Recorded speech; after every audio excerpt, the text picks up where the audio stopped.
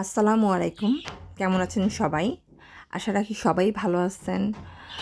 আমার খুব হঠাৎ করে খুব নুডলস খেতে ইচ্ছে করলো, তাই একটু নুডলস সিদ্ধ করলাম এবং সাথে একটু পেঁয়াজ কুচি, রসুন কুচি, ক্যাপসিকাম, টমেটো এবং মরিচ একটু কুচি করলাম এবং নুডলসের মধ্যে একটু সবজি হিসেবে শুধু আমি গাজর এবং আলু দিচ্ছি, নতুন আলু এবং একটু পেঁয়াজের কলি একটু কেটে নিলাম এবং ৩টা ডিম ফেটে আমি একটু তেলের মধ্যে একটু ভেজে নিলাম।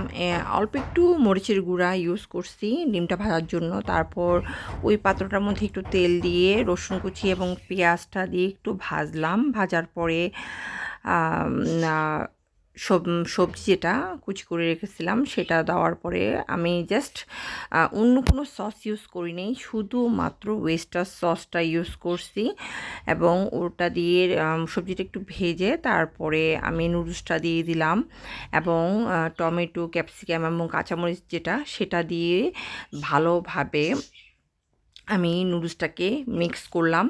এখন ভেজে রাখা যে ডিমটা সেটাও দিয়ে দিলাম।